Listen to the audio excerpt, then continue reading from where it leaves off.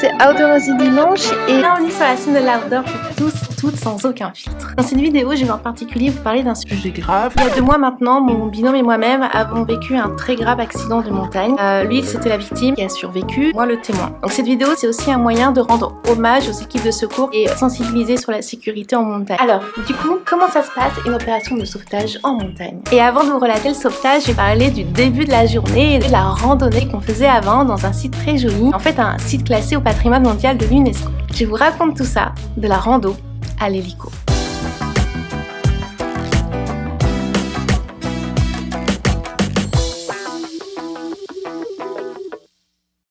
J'espère que vous allez bien. Sur cette chaîne, je partage mes expériences, mes découvertes de la montagne et bien sûr, si vous voulez vous y mettre vous aussi, n'hésitez pas à contacter des professionnels comme les guides. Aujourd'hui, j'aborde un sujet très délicat qui est celui d'un accident grave en montagne et puis l'opération de secours qui s'ensuit. Je ne rentrerai pas dans des détails indélicats. L'idée, c'est de vous montrer un peu la trame des événements et à quoi ça ressemble le travail des pelotons de haute montagne. Je vais aussi vous donner mon vécu de l'expérience. Je précise que mon binôme est une personne très expérimentée de la montagne et que, comme tous les accidents, que ce soit à la montagne ou ailleurs, eh bien, c'est toujours un malheureux concours de circonstances. Bref, il a survécu à une chute de 30 mètres et ça, c'est sûrement grâce à son casque et aux autres précautions qu'on avait prises. Donc aujourd'hui, ça fait 2 mois jour pour jour, il se remet doucement, il a encore beaucoup de séquelles. On a hâte de reconstituer notre cordée, et bon, ça sera pas avant un certain temps. Et en attendant, du coup, je vais vous présenter le déroulé de cette aventure de l'extrême. C'est bien jusqu'au bout parce que je vais quand même vous parler de mon hélitreuillage à 2600 mètres d'altitude.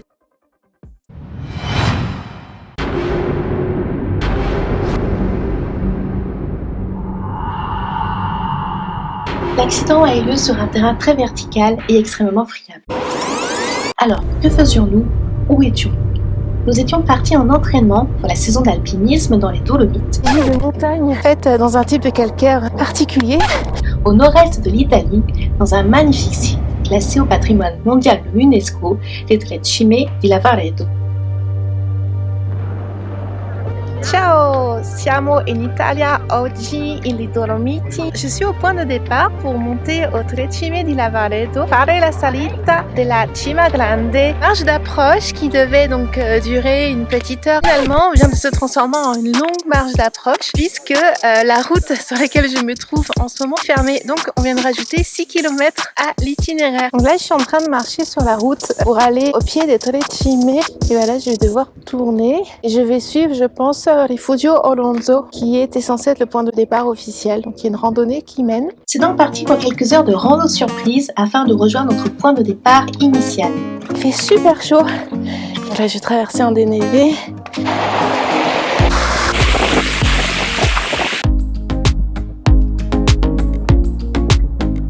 Plus haut des 3 cimes, la Cima Granda, par la voie normale, dans l'objectif d'atteindre le sommet central. Il s'agit d'une activité qui mélange randonnée un peu intense avec quelques pas d'escalade facile.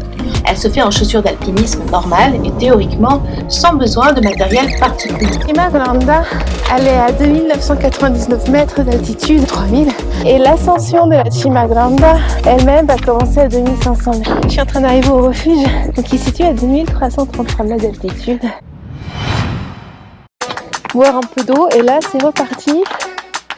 Donc le but c'est d'atteindre la petite chapelle qu'on voit au loin là-bas, elle qui est le vrai point de départ au final de l'ascension.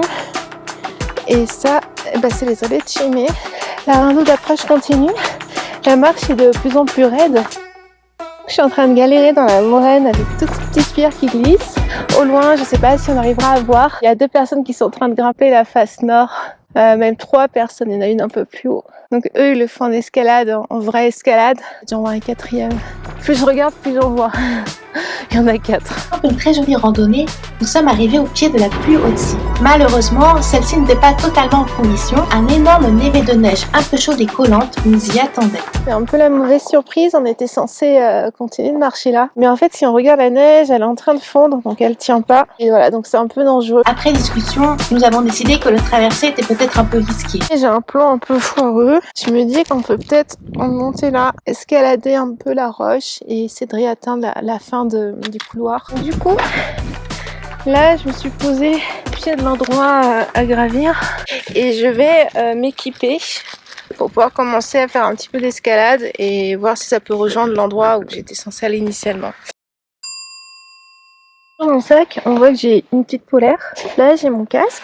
J'ai 2 bouteilles d'eau. J'ai une petite trousse de secours, de survie et un couteau. J'ai une pochette rouge qui contient juste ma doudoune et des médicaments. Là, j'ai mon baudrier et mon petit mousqueton. Donc, puisque j'ai une petite pochette ici, là, pour voir, dans laquelle je mets crème solaire et papier. Voilà, et c'est tout ce qu'il y a dans non, j'ai oublié. Il y a aussi quelques barres de céréales dans la pochette du haut, accessibles en cas de petit creux. Donc ça y est, on s'est accordé. On est 2 là pour aller tenter cette ascension. Comme je disais tout à l'heure, on va pas pouvoir passer par la voie normale qui était prévue. Donc on va tester de grimper là, le long des rochers qui sont à côté de moi. Nous avons sorti les casques, la corde et autres joujoux de sécurité et avons commencé à rando-escalader la petite cime. C'est parti. Et plus on monte, et plus on se rend compte que le contournement ne va pas être possible. On trouve du matériel pour s'accrocher le long de la petite cime, des relais, et on se dit qu'après tout, plutôt que de vouloir à tout prix escalader la grande, on peut bien grimper la petite en sécurité. Nous voilà donc partis. On enchaîne les plateformes, plus ou moins facilement pour ma part. C'était dur. C'est dur, et là la prise elle est pas si ouf parce qu'il y a un caillou qui se barre un peu. Donc là finalement on continue de grimper, le contour est toujours difficile. On ne peut pas redescendre, on est encore sur le dénivelé là-bas. Je suis très fière parce que je suis en train de passer en tête, c'est-à-dire devant. Donc en fait je suis pas assurée. Mais là la fissure c'est pas très difficile. On va voir, je me suis pas trompée.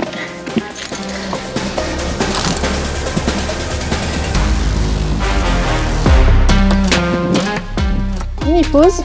Et juste pour dire que la vue est super jolie. Viens la Cima Granda que j'ai pas encore grimpé aujourd'hui.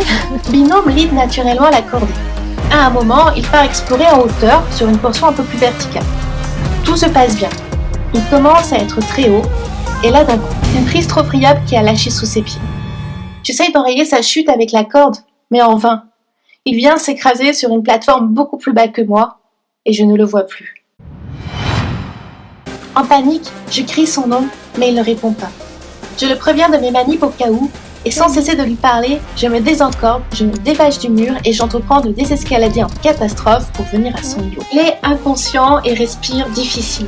Je lui tapote les joues et il finit par ouvrir les yeux. Pendant ce temps, je lui parle. Je lui détache la jugulaire de son casque et je commence à lui desserrer la ceinture ventrale du sac et du baudrier. Tout ça, je le fais en mode pilote automatique, sous shot d'adrénaline. Je découvrirai après que j'avais une main complètement brûlée par la corde, toute cloquée et la peau à vif. Maintenant qu'il est conscient et qu'il est partiellement dégagé, je me rue sur mon téléphone pour appeler les secours. Mais avec le stress, je tape 212 au lieu de 112. Je tombe sur des messages d'erreur en italien et je sens l'angoisse monter d'un cran. Du coup, old school, je me mets à hurler comme jamais pour alerter les grimpeurs, ceux que j'avais repérés de l'autre côté de la petite cime à l'allée, je crie en boucle. Aiuta, un elicottario per favore, è la vita, un accidente alla metà della piccola cima. C'est-à-dire, à l'aide, un hélicoptère s'il vous plaît, c'est une question de survie. Un accident à la moitié de la petite cime, en mon italien approximatif. Je ne m'interromps que pour finir de desserrer le baudrier, le sac et le casque de mon binôme. Je vérifie également qu'il n'a pas d'hémorragie externe. Là, je rajoute des précisions de localisation, mais je m'arrête pas de hurler comme ça pendant au moins 10 minutes. Et honnêtement, je pensais pas que je pouvais crier si fort. Mon binôme, toujours allongé sur le sol à moitié inconscient, finit par me dire que je lui fais mal à la tête à crier comme ça, et que finalement on n'a pas besoin d'hélicoptère, on va descendre en rappel. Et d'un coup, je me rappelle que c'est 112 le numéro. Du coup, j'appelle, toute tremblante. Et là, au moment où l'opératrice décroche, je vois un hélicoptère jaune arriver. Du coup, je raccroche et je me mets à lui faire le Y avec mes bras. J'avais lu ça dans les consignes de sécurité de mon sac d'Auteur. Merci d'Auteur. Mais là, nouvelle angoisse. L'hélicoptère part du mauvais côté vers les autres grimpeurs. C'était sans exagérer la plus grande déception de toute ma vie. Alors bêtement, je continue de hurler à l'aide à l'hélicoptère qui ne m'entend pas et ne me voit pas. Heureusement, il fait un deuxième tour et cette fois-ci, il me repère. Il s'arrête en stationnaire à quelques mètres de la paroi. Le bruit et le souffle de l'hélico sont intenses. Je tiens fermement mon binôme contre le sol et je me sens moi-même vaciller. Je pensais pas qu'un hélicoptère ça faisait autant de bruit et autant de souffle. J'ai cru que j'allais vraiment tomber de la paroi tellement le souffle me poussait. Pilote parle. Je vois un câble descendre avec 2 personnes au bout, qui trébuchent elles aussi sous le souffle en s'agrippant quelques plateformes plus bas. Très vite, ils nous rejoignent en escaladant. Il s'agit d'un médecin et d'un secouriste de haute montagne. Une deuxième médecin nous rejoint juste après avec un brancard pliable. Immédiatement arrivés, je leur relate les faits et ils interrogent mon binôme. Pendant qu'une médecin découpe sa polaire pour lui faire une injection, l'autre lui parle et prépare d'autres soins. Le secouriste étudie le terrain et sécurise les lieux. Je les aide à enlever les montres et la fin du baudrier. Elle découpe la bretelle restante de son sac à dos et continue de lui administrer les premiers secours. Et pendant ce temps, on me demande des papiers et je réalise que j'ai laissé le sac avec tous les papiers là-haut sur la plateforme que je venais de désescalader. Du coup, je suis remontée d'un coup en escaladant en free solo. Ce passage qui, en fait, quand je l'avais fait avant, me semblait super difficile. Et du coup, la difficulté, ça dépend un peu de la motivation qu'on a à grimper un passage en fait. Je le désescalade tout aussi vite, sous l'œil inquiet du secouriste. Une fois mon aide jugée terminée, il finit par me bâcher à la paroi pour éviter un suraccident. Nous étions quand même 5 sur une petite corniche au-dessus du vide. Le secouriste finit de récupérer les coinceurs et autres matériels que nous avions plantés dans la paroi plus haut et me les rend. Une fois les premiers soins assurés, ils se mettent à 3 pour faire coulisser mon binôme dans un brancard adapté. Une coque rigide mais bâchée pour couvrir le patient et dans lequel ils font passer tout autour notre corde. Puis ils rappellent les uns. L'hélico revient et se met au-dessus de nous, le plus proche possible de la paroi. La prouesse de pilotage est impressionnante. Le souffle et le bruit, quasiment insupportables. Une première médecin se fait électroyer avec le matériel médical et le sac de mon camarade. L'hélicoptère s'éloigne pour lui permettre de remonter en sécurité, loin de la paroi. Puis il revient et la deuxième médecin accroche le brancard, puis elle-même, au fil, à l'aide de notre corde et de nos propres mousquetons. Il écoute. Je vois le brancard s'éloigner, puis tournoyer dans le vide. Nous attendons le dernier tour, le secouriste et moi-même. Il prend en photo le brancard suspendu. Nous n'échangeons pas un mot. Quand je vois enfin le crochet descendre vers moi, j'ai un mini mouvement de recul, mais j'ai pas le choix. Je demande au secouriste de vérifier que mon sac est bien fermé et il accroche directement le dispositif à mon baudrier, avec encore une fois un de nos mousquetons. Et puis, nous décollons tous les deux. Je suis suspendue debout, au bout d'un fil, à 40 mètres sous un hélicoptère et à 2600 mètres d'altitude, au-dessus d'un vide absolu. Et là, je peux pas m'empêcher de penser que mon baudrier est quand même super léger et minimaliste. Je comprends alors mieux que jamais ce que veut dire avoir confiance dans le matériel. Les paysages sont à couper le souffle. Malgré mes inquiétudes pour mon camarade, je ne peux rester insensible à la beauté de l'expérience. Je vois les Dolomites s'étendre à l'infini sous mes pieds et tout autour de moi. C'est très impressionnant, mais ça donne pas du tout le vertige. Quand le câble commence à trop tournoyer avant sa remontée, je ferme les yeux brièvement, puis je suis montée et je me retrouve bientôt au niveau du banc à l'entrée de l'hélicoptère. Je vois la main d'un membre d'équipage se tendre vers moi et il m'aide à me hisser. Alors là, aucune élégance. Je suis à 4 pattes en train de galérer avec mon sac sur le dos. Il me mousquetonne au banc, me démousquetonne du treuil et me pousse à l'intérieur pour laisser le secouriste entrer également.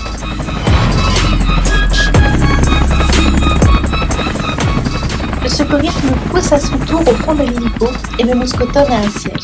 Je vois mon binôme allongé en face de moi, le brancard au sol, sous oxygène et branché à plusieurs moniteurs. Les médecins sont assises mais continuent de s'affairer autour d'eux. Je les vois manipuler des boîtes d'ampoules pour injection et surveiller ses paramètres. J'essaie de lui faire un sourire et de continuer de lui faire des signes de pouce. Je check moi aussi ses données sur les écrans. Je me donne un casque, sans micro. Je demandais en hurlant au médecin comment va mon binôme, mais elle refuse de me répondre la moindre information médicale. Je vomis une première fois quand elle me demande de remplir une fiche d'information pour elle. J'essaie de zioter sur l'iPad de la médecin la plus proche de moi quand elle écrit son compte rendu. Il est interminable et ça me rassure pas vraiment. Elle y décrit diverses fractures dans des zones inquiétantes, un trauma crânien, des suspicions d'hémorragie interne à divers endroits dans le cerveau et coche la case plus de 30 mètres et met le code rouge 4 sur 5 d'urgence. Et là, je me dis, chute de plus de 30 mètres et 4 sur 5, ça craint. Avec recul, je me rends compte que leur diagnostic, sans aucun examen technologique, était vraiment très juste. Les services de l'hôpital ont mis plusieurs jours et plusieurs scanners pour arriver aux mêmes conclusions. À ce moment-là, j'ai aucune idée de vers où file l'hélicoptère, genre aucune. Je vomis une deuxième fois pendant la descente vers l'hôpital et à peine atterri, les médecins sortent en courant par derrière avec le brancard pendant que le secouriste m'ouvre la porte latérale pour me faire sortir. Il me fourbe le deuxième sac sans bretelles dans les bras, puis la corde et je rejoins l'équipe dans une ambulance en courant et en titubant sous le poids du matériel. C'est là, à mon premier retour à la civilisation, que je pense à sortir un masque de mon sac et que je me sers du gel hydroalcoolique de l'ambulance. Ça me permet de découvrir intensément, rappelez-vous, que j'ai la peau d'une main à vif. Aujourd'hui, 1 mois et demi après, mon binôme est sorti de ses 10 jours d'hospitalisation. Il est très affaibli, mais il va progressivement mieux et il remarche. Il en aura pour au minimum 6 mois de rééducation. Pour ma part, j'ai fait soigner ma main. Elle aura mis plusieurs semaines avant de commencer à cicatriser et que je puisse m'en servir. Je suis traumatisée par la chute de mon binôme, mais je suis aussi très reconnaissante envers les personnes qui ont appelé les secours et les équipes de secours elles-mêmes. Les livres de journaux parus sur notre accident ont fait état de plusieurs appels au secours pour signaler mes alertes vocales. Ça a donc marché. Mais ça m'a fait prendre conscience encore plus fort de l'importance de toujours avoir un téléphone chargé sur soi ou une radio et de connaître le numéro des secours par cœur ou de l'avoir dans ses contacts. Et surtout, personnellement, de ne pas partir seul dans des territoires isolés. On ne le répétera jamais assez, mais le port du casque m'apparaît aujourd'hui aussi encore plus fort comme la base de la sécurité, que ce soit en alpinisme, en escalade, en ski ou en vélo. Enfin, avant de repartir en aventure, j'ai décidé que je participerais désormais à des formations de premiers secours. Cet accident m'a ouvert les yeux sur l'importance de cette compétence, que ce soit d'ailleurs en ville ou en montagne. Et puis aussi, d'acheter des gants de protection. Pour continuer d'encourager mes aventures et pour ce coup-ci celle de mon binôme, si c'est pas déjà fait, merci de nous mettre des petits pouces bleus. Exceptionnellement, étant donné le caractère sensible de la vidéo, j'ai préféré désactiver les commentaires, mais n'hésitez pas à vous abonner si ça vous a plu et puis n'hésitez pas à aller explorer ma chaîne, à partager autour de vous. On se retrouve bientôt pour une nouvelle aventure, cette fois plus légère, et n'hésitez pas à me retrouver sur Facebook et Insta.